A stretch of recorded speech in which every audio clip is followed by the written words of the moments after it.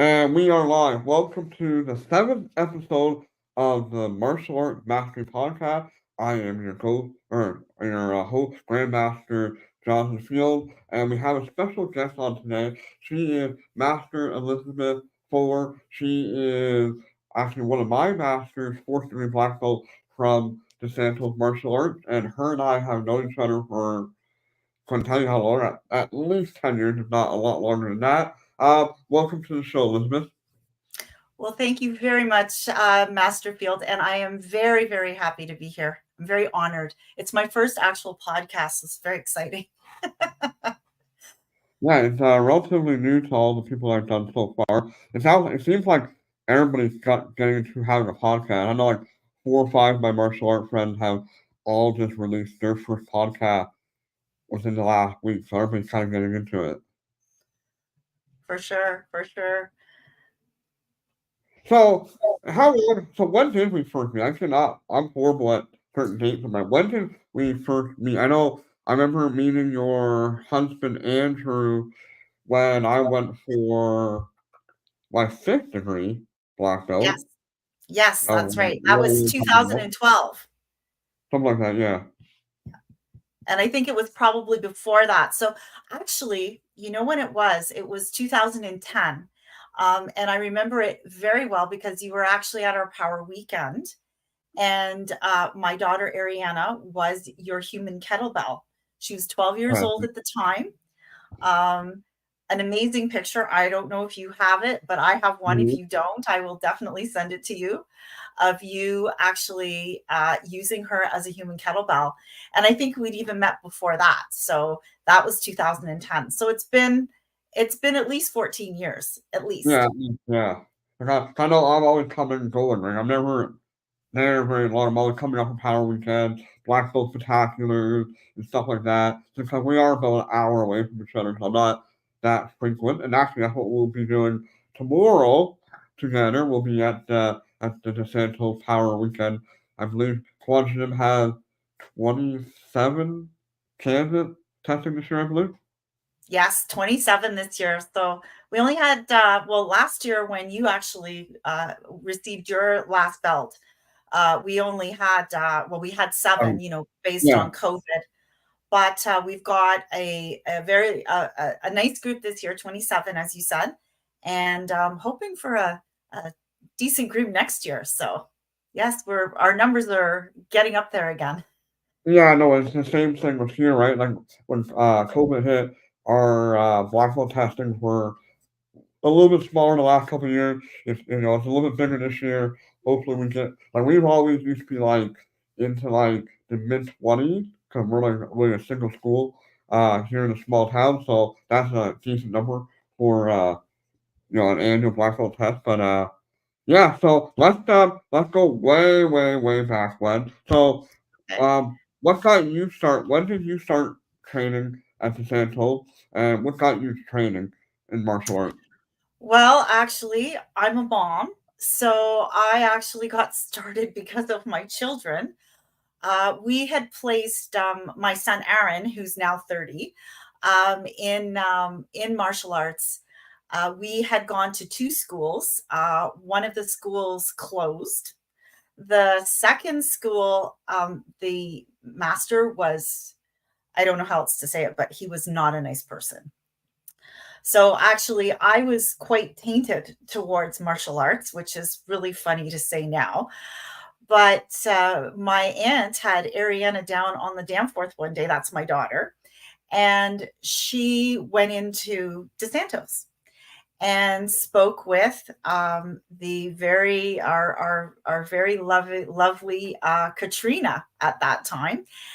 And Ariana came back all excited. She wanted to join martial arts. Well, of course, mom was not impressed. So we left it for a little while. And then on Valentine's Day, she came home with a little Valentine's sucker with a heart. And it was a DeSantos invitation to come for a free month. And she, oh, mommy, can I go? Can I go? Well, when I looked at the name of the person who had given it to her, I knew the mom. So I gave the mom a call and I said, I asked her about the school, and she said, "You know what? It's a really great school. I've been very happy. Our little girl's really happy there." And she said to me, "You know, it's run by the Grandmaster is a woman." And I said, "Oh, okay, that's really interesting," because I didn't hear or see too much of that at that time. So we went for the demonstration, and actually, Sabanim Tony and I laugh about it all the time now, because I sat during the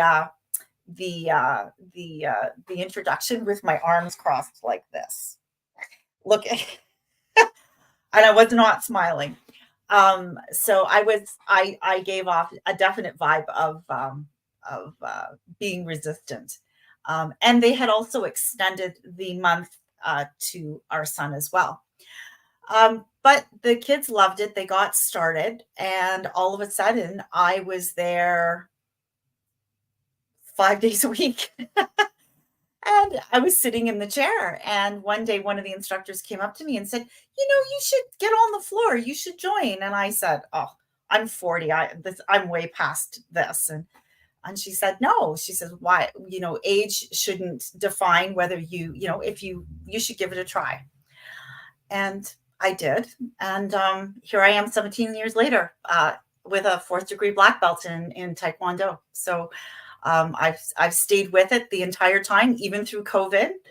We trained outside. We came up with all kinds of magical ways to make things happen and keep training. So here I am.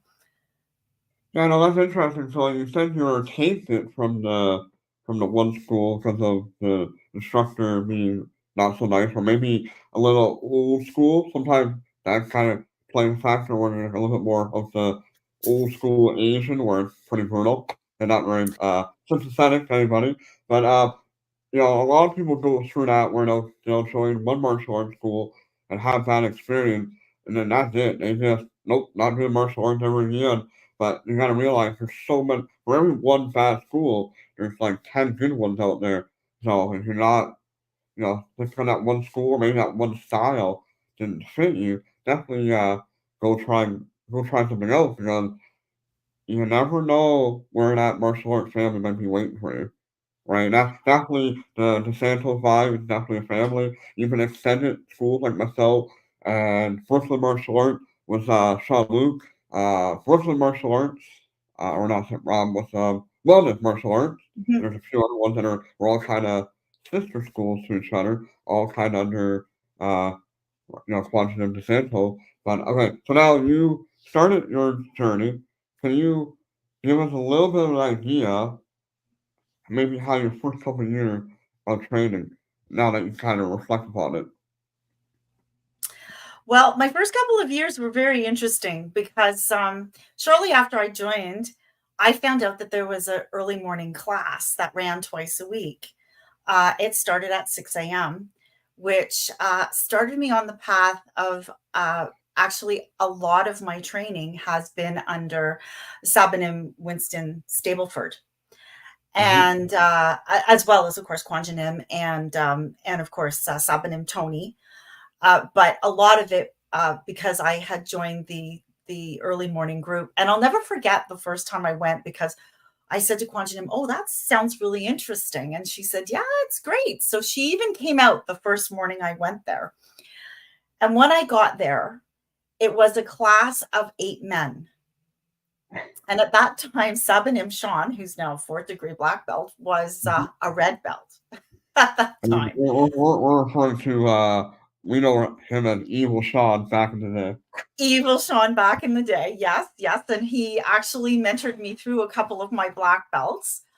But yes, so I went to this class, and I will be honest, at first I was a little bit intimidated, but and basically when they were like, "No, no, it's great to have," and they used the word new blood. And I was like, okay, that's not making me feel any more confident.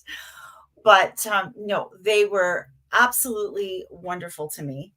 And then another gentleman joined who was the same ranking belt as me, and we all continued to train together. So I moved up the ranks in that class. And I actually started to get, I took my two children there as well. So they trained in the morning class with Winston. Ariana was 9 years old, Aaron was 12. And they trained under him. As a matter of fact, Ariana's back training now that she's back in Toronto, and she's back at 6 a.m. again as well. So I would say I really love that class, and it's changed. The dynamics of that class have changed, of course, over 17 years. But the first couple of years, I got a lot of exposure to training with men, and they were great. I remember once I was training with one, and I remember him saying to me, "Hit me, because you can hit me as hard as you want. I want you to feel what it's like when you actually, give it your all." So I had a lot of opportunity to do that kind of thing. Whereas in a more controlled environment, you're, of course, you have to understand your own strength, and be mindful of who your partner is. And I also brought along my very dear friend Tina Sarkar Thompson as well. Mhm.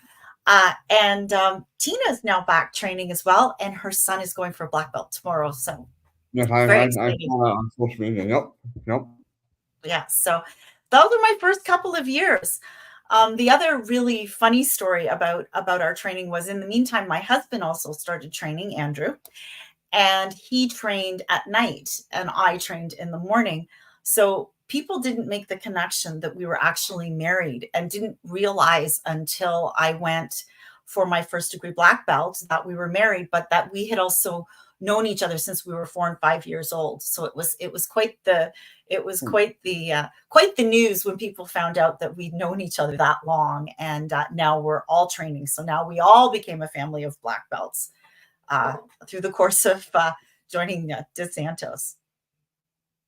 So you said the morning class, the dynamic of the morning class had changed over the years. So did was it more something that was more female joining it, and that changed the training a bit, or like what was the dynamic change that you mentioned? Right. Well, you're actually absolutely right. We did have a bit of a dynamic change there. We were like I said, we were, at first it was all men and myself and Tina, and the kids. And then as the dynamic changed, we ended up with more women who started coming out to that class. Sometimes our numbers grow, sometimes our numbers are a bit smaller.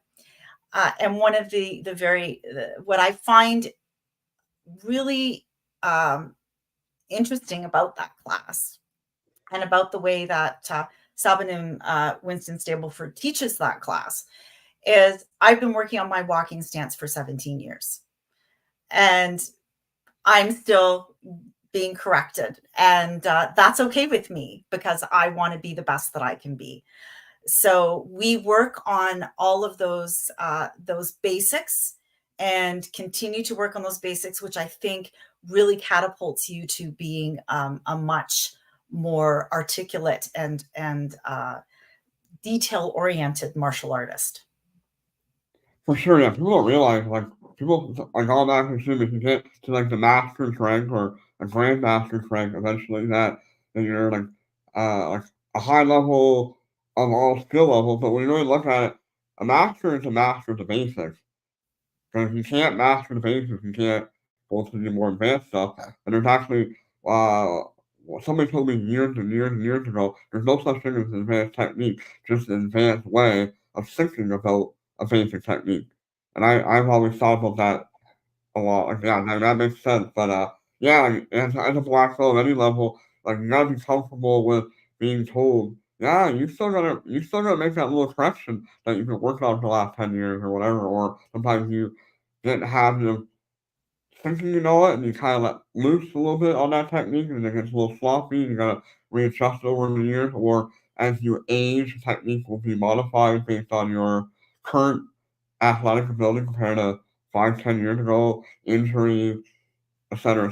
But yeah, like, as a black belt, you're constantly reworking the basics constantly, and I hate seeing when like black belts get offended when they're told like, okay, you're gonna work on this. Like, no, you should appreciate somebody taking the time to actually tell you what you can work on. So now Power Weekend. So that you and I have done several. I've done 4 full blast Power Weekends myself, and then my last test I didn't have to be the higher rank. But uh, go over what your experience was during the first Power Weekend that you went through, because I find that the first Power Weekend is always the one that I don't know puts me to shock the most compared to the next ones. Well, each of my power weekends has brought a different experience, but the first one was a very interesting one because we went, there were 23 of us that went that year.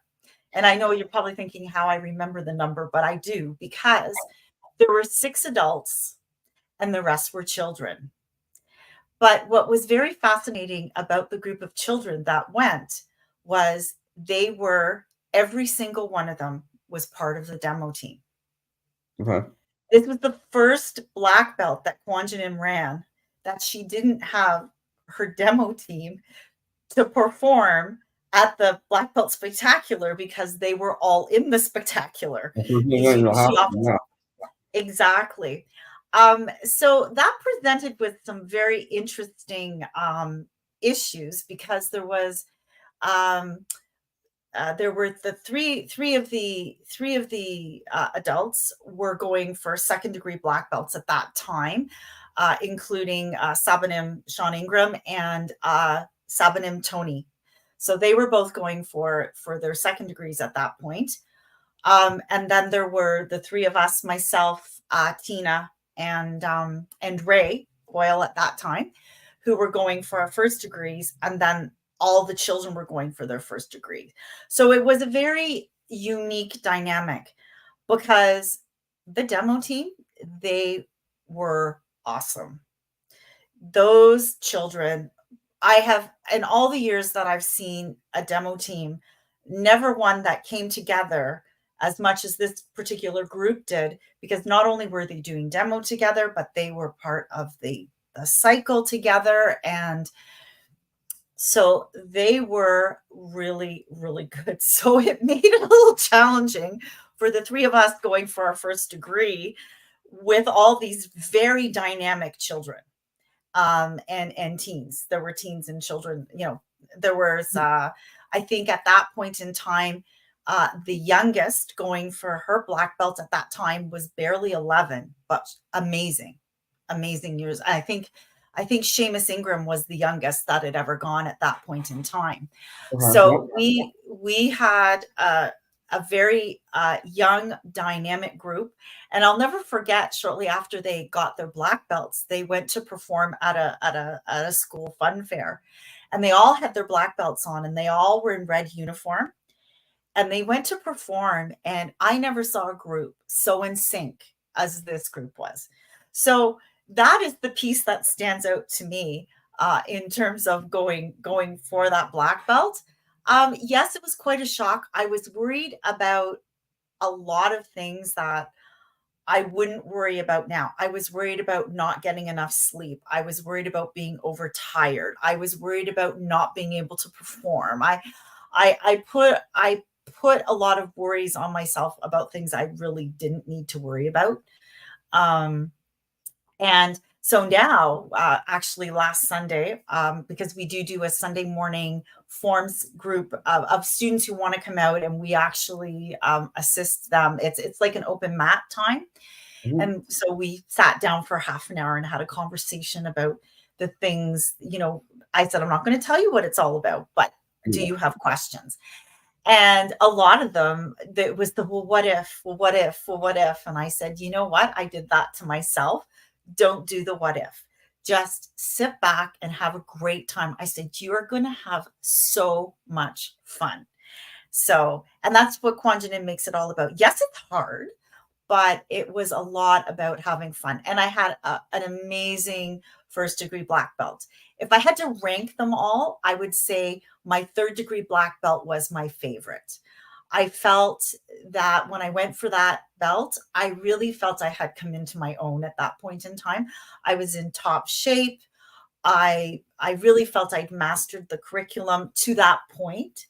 So, and I felt that I was able to really put together a great presentation. So, as well as go through the weekend. So, I would say the third was what I would call my top performance one for sure. Okay, so your first degree that would have been 2007 2010. to 2010. Yes. Okay, so kind of okay. So I tested my first power weekend going for my surge with Quantum. That was 2005. And Right. That's when Sean Ingram got his first degree. Because there was him and there was a second Sean. That's where there was the whole There evil were the Sean. 2 Seans. Yes, yes. I may be Yeah, wrong. Sean may have had his first degree at that time. I don't know why I thought it was a red belt, but yeah, he may yeah, have had. no, yeah, I know. Yeah, exactly when I went for my third, Sean went for his first. Then obviously took a little bit longer to go for a second. I can go Yeah, so normally maybe go. that was it. Yeah. Yeah, no, everybody's got their own journey. So then, but going for that first power weekend, what was the number one thing that shocked you? And then I'll tell you what kind of shocked me going for one. 'Cause when I first did what the school, I own the school now that I started with, and our black belt testing were more like the old cookie one testing, where it's like a couple hours, right? So I'm used to doing like a couple hours testing, and I went from doing a couple hours to jumping into a 40-hour testing.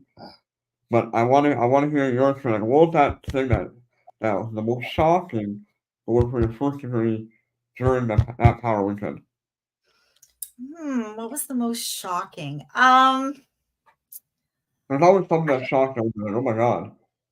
I think if I were to say what it was the shocking was the self-defense component was definitely for me the most shocking. And I think for me too, it was also I was a little hesitant about that aspect of martial Mhm. arts because as you well know, we all have our favorite components. And I think that the self defense was one of mine that I, at that particular time, was still a little tentative about. So I would say that for me, it would have been definitely the self defense component and the Um, sparring component.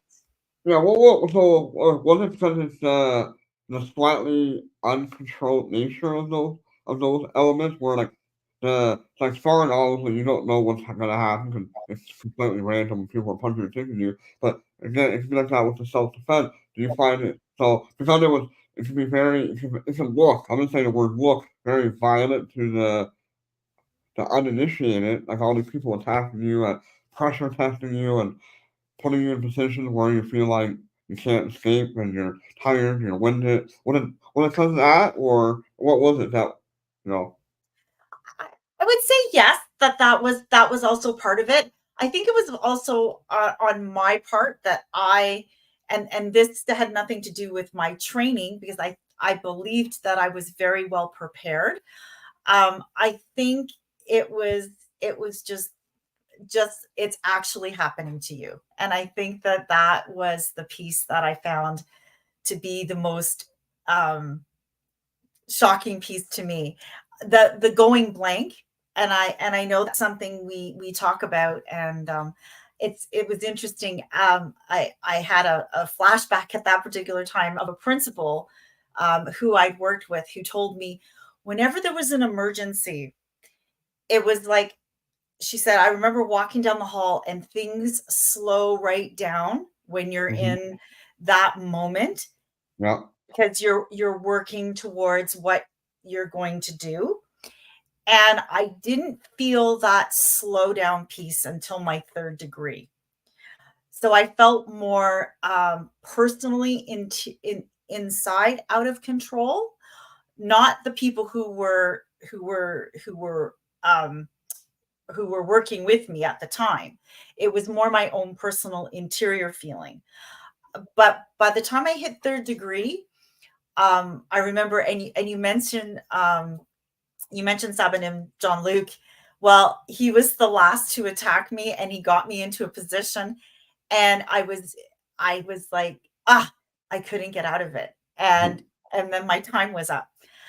And on the Tuesday morning, I went back to class and I said to Seven and Winston, okay, this is what happened to me. And I got to this point and I couldn't get out. What did I do wrong? Whereas before, it was just a barrage for my other two belts. I couldn't tell you what I did or didn't do. So I felt at that point that I had that whole culminating down by my third degree, but I really had to work at it through my first 2 degrees. So that's interesting because this is something that I do talk about with some of my other martial art friends. And like, there's just certain things in martial arts that you can't teach. We can talk about it, but you cannot teach it. You have to go through the process, put in the time and the work to achieve certain skills, whether that be physical or mental or spiritual or your chi or whatever, different ways of thinking about it. And that's definitely one of them where, yeah, you get to that comment where everything slows down because you're processing everything so much faster, right? I know that a lot when I'm watching somebody, I'll watch people spar. I'm like, yeah, those guys spar really fast. Because if I step in the ring with them, they're not as fast to me because it's different. It's my perspective shift. But now going back to my first power weekend, like I said, coming off of like 51 grades that were these black hole testing were like pretty, I don't want to say relaxed, pretty short, not as intense, and go from my 2 hour black hole testing to jumping into a 40-hour one. And at that time, and we're talking like 2005, Kwon didn't give me really any specifics as far as how to train or, like what the cans go through now where, you have to have so many push-ups, so many squats, cardio, and all that, and all these numbers that we have to work toward. I didn't have any of that, so I went from, okay, they can't push me that hard for 40 hours. Well, they can. I mean, so that was the biggest shocker there was, oh my God, if I would have known, I would have been way better shape now. I'm always in good shape anyway, but I know when I went for my fourth degree, fifth degree, and sixth degree for full power weekend, each one of those tests got actually easier because of maturity, but also knowing what's coming and learning over time what conditioning works best for me. So one time I got my sixth degree full power weekend, Master Joyce and I both, we actually thought that was the easiest test physically because we were in such good physical condition, but also mentally, which is like been there, done that, bring on the challenges, right? That's me out with the chocolate. You gotta go for that first test. Same with here, like we'll tell people a little bit about what black hole testing is, but until you actually experience it, you have no idea. And actually, no words can really compare it. You physically have to experience it. You physically or emotionally have to go through it. So first degree, you said now time you went to your third degree. Now, what was the difference between your third degree and your fourth degree testing? Was there a big change from that? You said, Well, yes, there was. Right after I went for my third degree black belt, I discovered a lump in my left breast, and I ended up through a series of circumstances that didn't quite work out very well. I ended up with third stage 3 breast cancer that had spread to my lymph nodes. And the situation was pretty serious.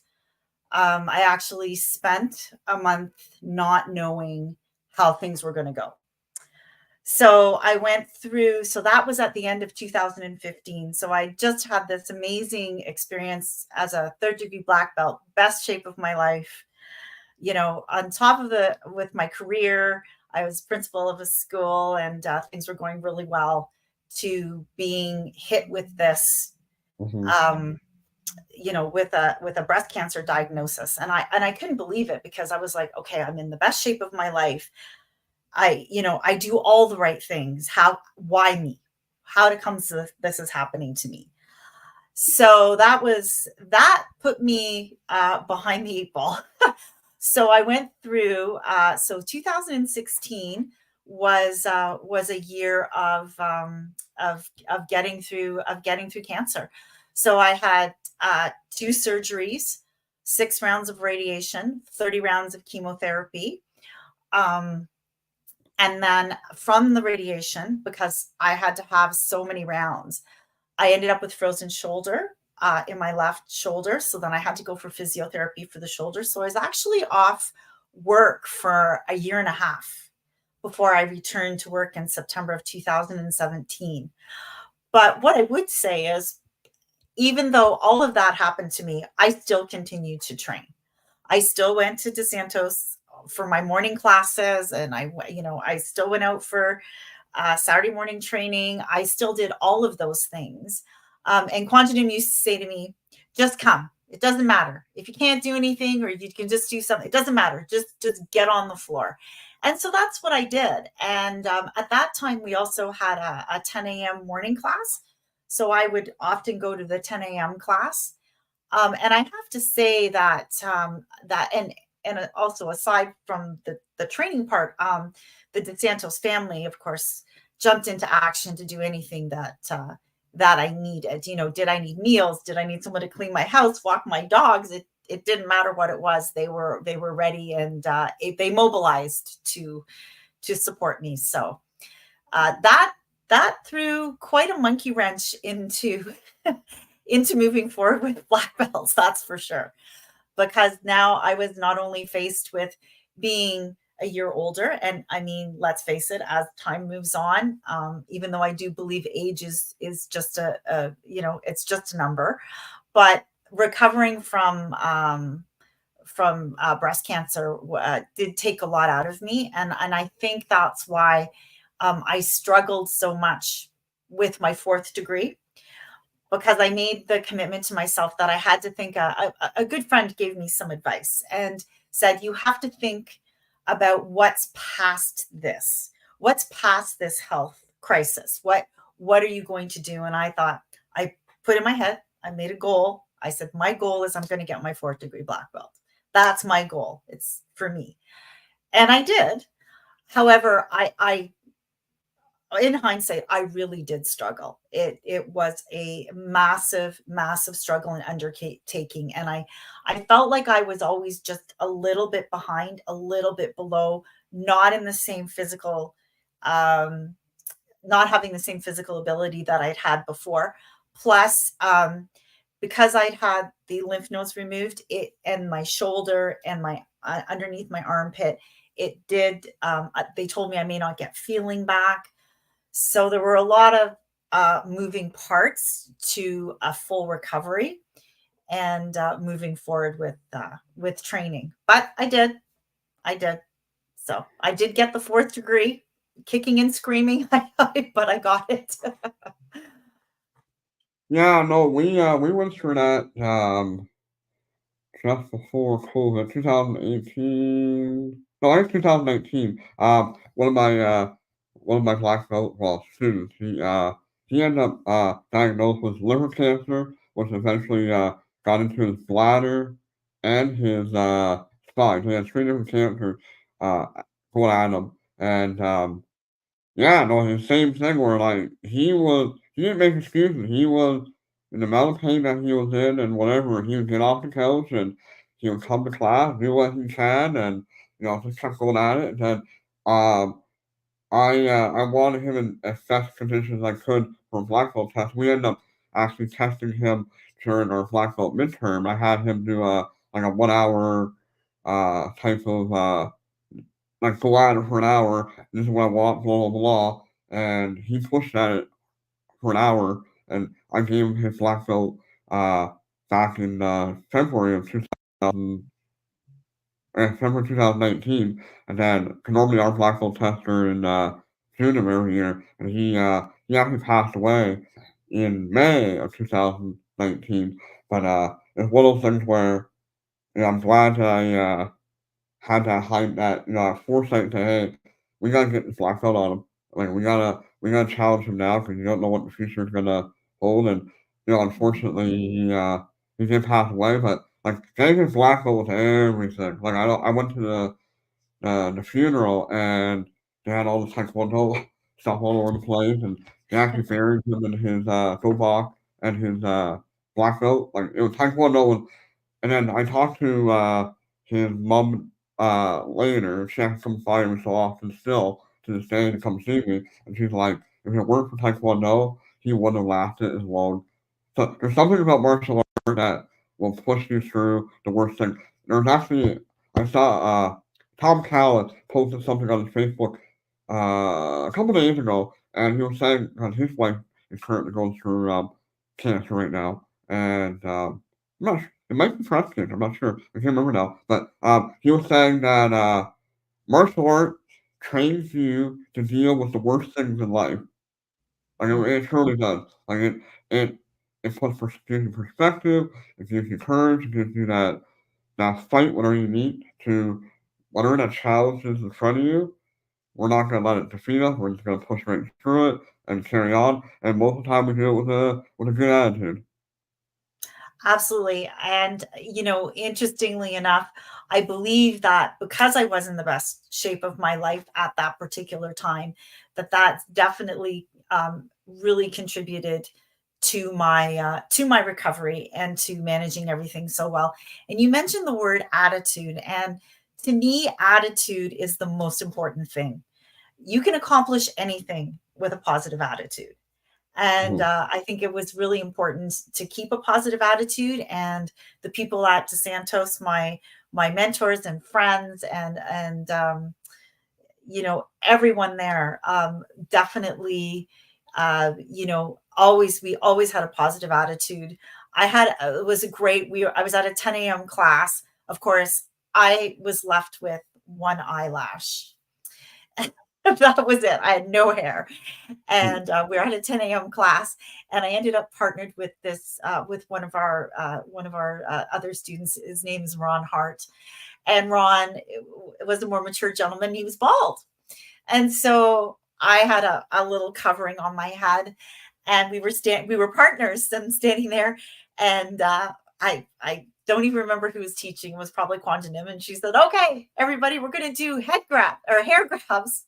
And I I looked at Ron and he looked at me and we just started laughing. It was so funny.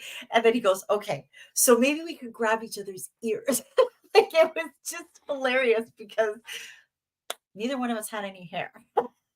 Yeah, so okay, Ron. So yeah, so Ron, I believe he was what 65 or 66, something like that. Ron, When he yeah, went for his first degree, right? yes. And I believe he went back. I believe he was in his mid to late 60s for sure at that time. Yeah, yeah, right Um, around that. Cause his daughter was 12 when yes, him and her tested together. I know I performed at that Black Belt Spectacular, and that was at the Little People Theater, and that would have been in 2012.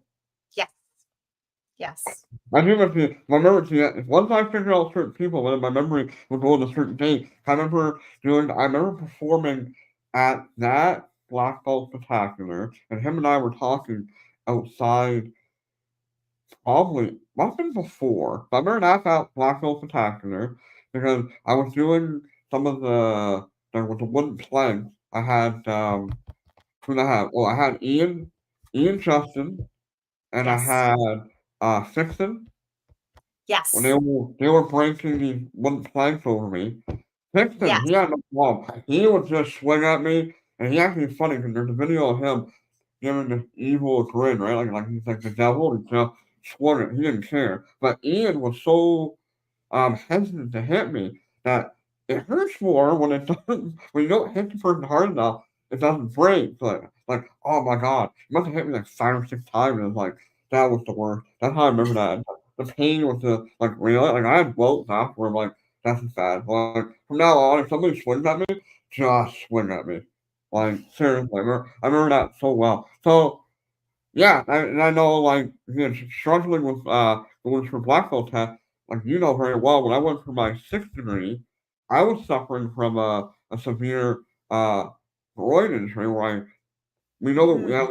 at least I pulled it, and we also think it was actually partially tore, and Kwon didn't also think I even popped my hip out and popped back in. Because it was bad. So when you and I spent some time in your vehicle during the walk a little bit, when I couldn't walk because of the pain until Kwon should have fixed me up in the hotel room. But like, yeah, like even when you're not physically able to do it, you just gotta go. And then you put it, then you just, we brought up about attitude, and part of the attitude is your perspective on things. Because I mean, I remember we were going for 6th degree, and we were doing, this was like on a Friday night, and we're doing like push up, like facility to push up, like we always do. And the lady beside me, I'm gonna butcher her name, Crease, you know what I'm talking about? Mm. You spell it Cerys. Oh, Karis. Here, I'm horrible with Yes, names. Karis. But, Yes. yeah, 'cause her husband is a police officer who actually works with one of my clients who's a police officer. Yes. Anyway, but I remember her like we're doing these push-ups, right? And they're killing us. And of course, I love push-ups. I'll do them all day long. But I remember just turning sideways while I'm doing push-ups. And I looked at her, and she looked at me, and you could tell she was dying, right? Like just like what the heck are we going through? But I remember smiling. I just smiled at her, and then she smiled back, and suddenly that perspective for her changed, and the way she went. It's like it really is perspective. Like we often think like black belt training or martial arts training or power weekend could be torture, but it's only torture if you're seeing it that way. If you're seeing it as an opportunity to take yourself to the next level, or if this is just something that you really enjoy, and that's your perspective, it's way different experience. Like I know I brought up people to Power Weekend before, and their perspective on it versus my perspective were two completely different things. Mhm. You have to look at it as an opportunity to grow. At least that's how I've always looked at it. And in order to grow, you have to stretch, and sometimes stretching is uncomfortable. And we are. I think we as human beings don't like to be uncomfortable. So actually placing us ourselves in those positions in order to grow can sometimes be a challenge for sure. Wait, like that's one of the basic human needs, right? Is to avoid pain. Like that's literally one of the basic needs. But no, but all your growth happens in pain or it happens outside your comfort zone. I know Quantum Santos or Veronica has always she's she's always taken me outside my comfort zone. Like I would say, and people don't believe it. People, I'm naturally an introvert, maybe more of an extroverted introvert now.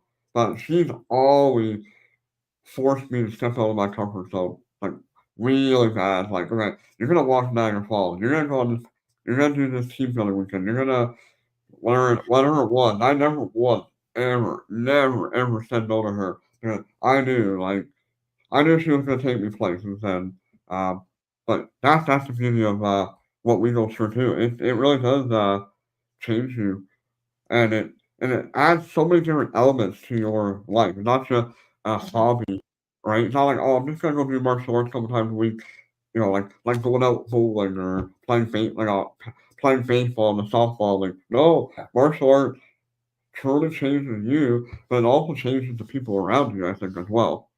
Mhm, mhm. It definitely spills over. I know this is gonna sound really funny, but it even when people ask me about how it's changed me, when like what you said, I think now I'm retired, but when I was a principal with the Toronto District School Board, and I was a principal for 20 years, that was one of the things I think I became a better principal, and I think I did things differently once I became involved in martial arts and more heavily involved in martial arts.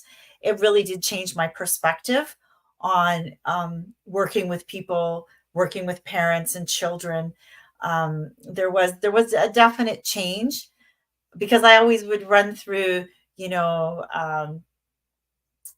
our sometimes our black belt mottos into my head. I intend to develop myself in a positive manner and to avoid anything that would reduce my mental growth or physical health. Like I remember going through and telling myself they would always go through my head when I would be, having having to have a difficult conversation with a parent, or, sometimes admitting that you were wrong, that you didn't have all the information, or, having a parent come over to your way of thinking once you were able to sit down and work with them. So it changed a lot of the way, I did things. And I would also say that my children wouldn't be who they are today if they hadn't been at DeSantos, for sure. I think it made an enormous difference in the way that they grow up and what they believe in and what they value, for sure. Oh, for sure, like the life, especially for like younger children, just the learning how to persevere for something that's difficult, Mhm. and never stopping. Just like too many people nowadays, like something challenges them, and they'll just it becomes uncomfortable, so they stop, right? Versus teaching them, no, no, this is what you set out to do, regardless of how difficult it's going to be or challenging. You need to see this through to the end, regardless of what the outcome might be, right? That's important. Teach them the self discipline and the respect, having respect for themselves, and then sharing that self-respect into having respect for others, using the courtesy and teamwork, like all the things that we focus on in the martial arts. Sometimes we take for granted because we're so used to it. I know one of our instructors here, one of our um, actually one Ma'am Cheryl, who does all the power and women's self defense that we do together. She's currently doing some conditioning, martial arts conditioning with a soccer team. And the difference between our martial arts kid and the soccer team that's never done martial arts, just like the work ethic, the team um, perspective, or like in martial arts, we always count one sir, two sir, or one man, two man, and just having to teach the soccer team that last week, but like work as a team when we're doing push ups together or whatever we're doing, yes, it's one man, two man, really using your voice. And when they start doing that, the energy in the room was so much higher, and they were performing, and as a team, and they were performing so much better with high energy. Like that's why I find martial art we have that advantage, I think, because of of how we learn and how we do certain things versus uh, soccer, baseball, or hockey, which are all great sports, but they're missing they're just missing some of those elements that the martial art brings to the table. I would agree. One of the things that you were saying is, I think sometimes people are also under the impression that martial arts is an individual sport. And it really isn't. It really isn't. I think, you think, well, you're doing everything by yourself. Well, not really. And you're right. It does spill over, and there's so many facets of martial arts, and I think that's why I is another reason why I enjoy it so much, is because there's always something new, something different, something a new technique, or, again, like we said, working on the basics, going back over them again and again. But they always end up, there's something new, new form, a new twist on a new form, or new self-defense, or a different technique for sparring. There's always something different. And the fitness aspect as well is of course there too. So yes, for sure. I learned how in martial arts. I learned how to use kettlebells. Like I don't know, but we actually did kettlebell training at one point. So I mean, I've learned Yep, a lot. that was thanks to me. Yep, yep, Yes, yep. yes, yes. As a matter of fact, right now I'm working with Jackie LaChapelle. She's Mhm. Jackie, yes, world Yes. champion kickboxer, Mhm. a little tiny 5 foot tall Jackie. I We work out with her virtually, actually, on a regular basis. And so she's doing a lot of work with mobility, core, strength training, all of these pieces. And she'll even say to me, okay, Elizabeth, like she's got me doing on my leveling up program, she's got me doing work with my hips in order for me to be able to get my side kick to Mhm. be to improve so that I can get my hip over a little bit more. So there's also there's just so many facets and so many things you can do that you can never run out of, like, you just never stop learning. Well, yeah, that's the feel. Even as a grandmaster level, like it's such a weird title for me, but being so young and everything, but like I will like suddenly have these aha moments on like the first pattern in our style, Taekwondo, Tiger Iljang is like, okay, I've been doing that since forever. You think I would know everything about that basic 16 move form? No, you're still learning from it, which is really incredible. But so again, also like there's so many different elements to martial arts. We both study Taekwondo, but we both study uh a vast style of Taekwondo where we're not just learning, like some people think of Taekwondo and just doing the forms and some basic one steps and some self defense and maybe sparring. People always think of those, right? Where we also learn ground self defense. We also work on kickboxing. We work on jiu-jitsu a little bit. We work on weapons training. Like there's so much to the martial arts, and I think I know what my favorite one of my favorite parts of martial arts is. But for you, what is probably maybe your one or top two areas of martial arts that you really love training in? Oh, my two. Well, definitely my weapon of choice is the thigh, and again, that comes from Seven and Winston. 10 years Mhm. ago, we started with the thigh, and actually, I think him and I mean, we do a thigh form at the Santos, but we have a much more detailed, in detail uh, form that we do, and we've been working on, and so on. So, definitely the thigh for me, 100%. And I would say forms for me. And it's funny because I went through counting up the forms because there are 24 Taekwondo forms. And when I was looking at them, I have done, I think it was 20, 18, not 18, 18 of the 24 forms. And right now we are working on Yusin. And one of the things I noticed is when you're looking at the lower forms, when the forms, clearly they're set up for younger people with their flying side kicks and some of those the roundhouse kicks, and not the roundhouse, the hook kicks, the spinning hook kicks, and so on.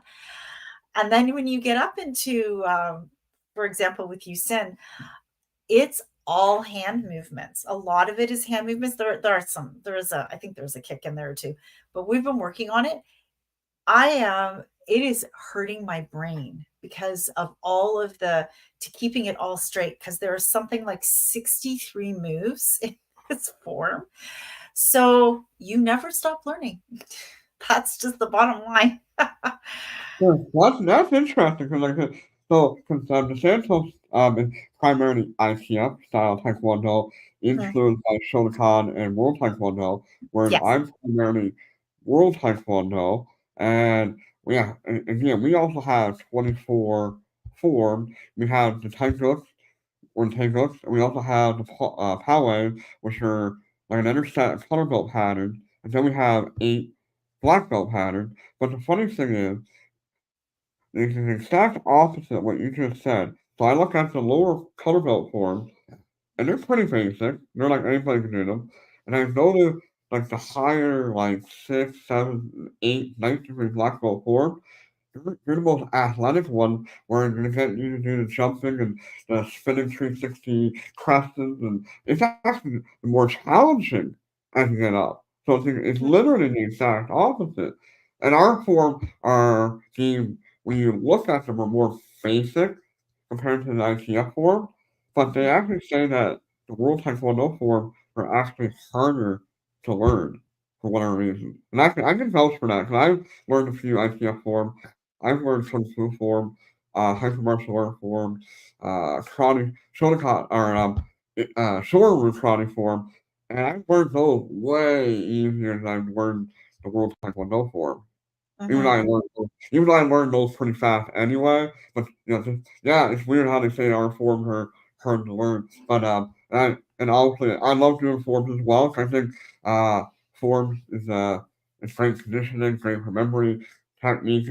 It's great for almost everything. And early in my career, I was really good, really into form. And I think that what really helped me with my sparring, but also in my breaking, because you develop really, if you really do your form properly, you develop that speed, that flexibility, the strength, the agility, and it carries forward to all the other things. Because a lot of people, like, they're not, there's people that don't like form, they think it's useless, but they don't really understand really what those forms can do for you. I'm always saying, and I'll bring it up tomorrow during Power Weekend when I'm there, teaching the breaking, like everything is intertwined, like your form, your sparring, your breaking, self defense, weapon, whatever. That's all one. Those are not necessarily separate parts of martial arts, even though that's how we practice it.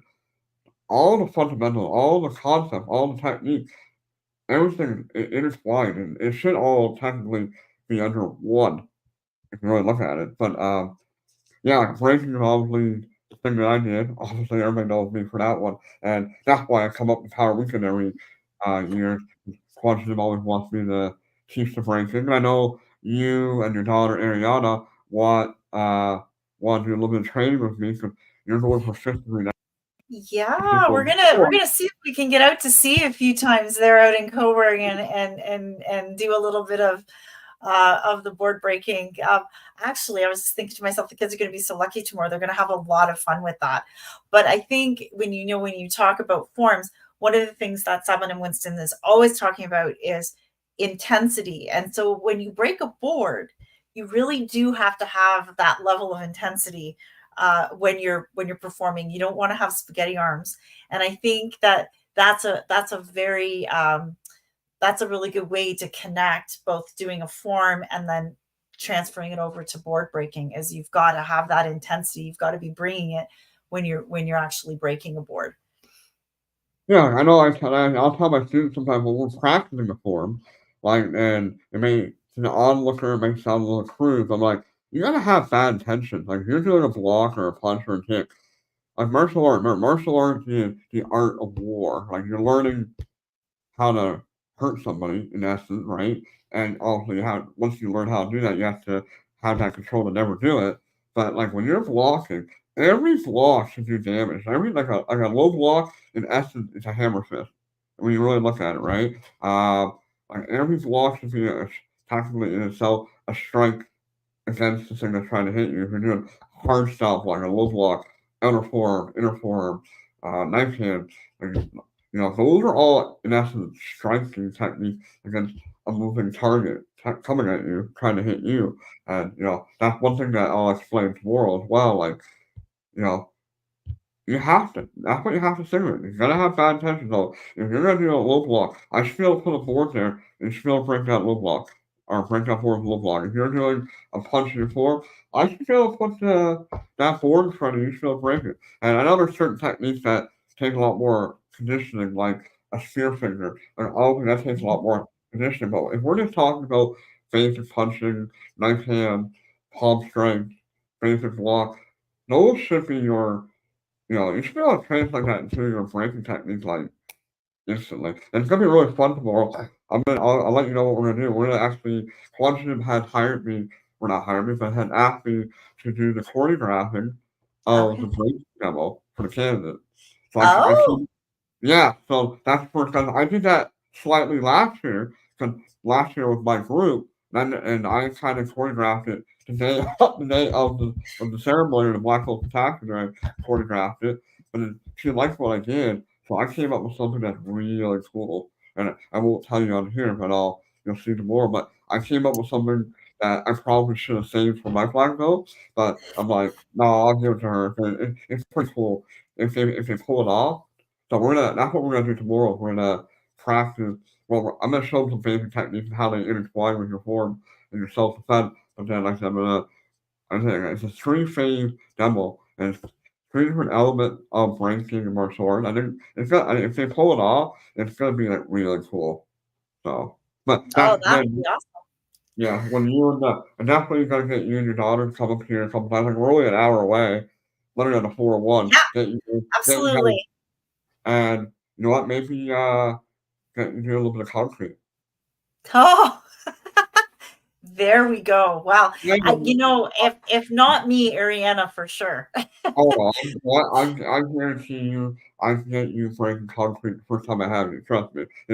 It's all mental more than anything. And one of my buddies, Grandmaster Nick Sambria, who I believe is still listening right now, he said it's all physics, right? The human bones are harder than the stuff that we break, so it's relatively safe. It really is. So anyway, so we're coming up to an hour. So Oh, thank you very much for spending this hour with me. I'm really looking forward to seeing you and everybody else tomorrow, and we're gonna have some fun. well, thank you very much for having me. And yes, I agree. I think we are going to have a lot of fun. It's going to be a lot of fun tomorrow. So it'll be a great time. It'll be great to see you in person. And also thank you for being so candid about your journey through testing, but also what you kind of went through with breast cancer. I think a lot of women need to kind of see that Mhm. these challenges that come up, and yes, you can overcome them if you have the right attitude for sure. 100%. 100%. You totally can. And I have to say again, the my DeSantos family as well as my own family did were amazingly supportive. But yeah, having DeSantos to go to every day or almost every day was an absolute blessing for me. So Yes. Okay. So we're gonna pop off now. So thank you once okay, again, and I will see you tomorrow. okay then. Thanks, Jonathan.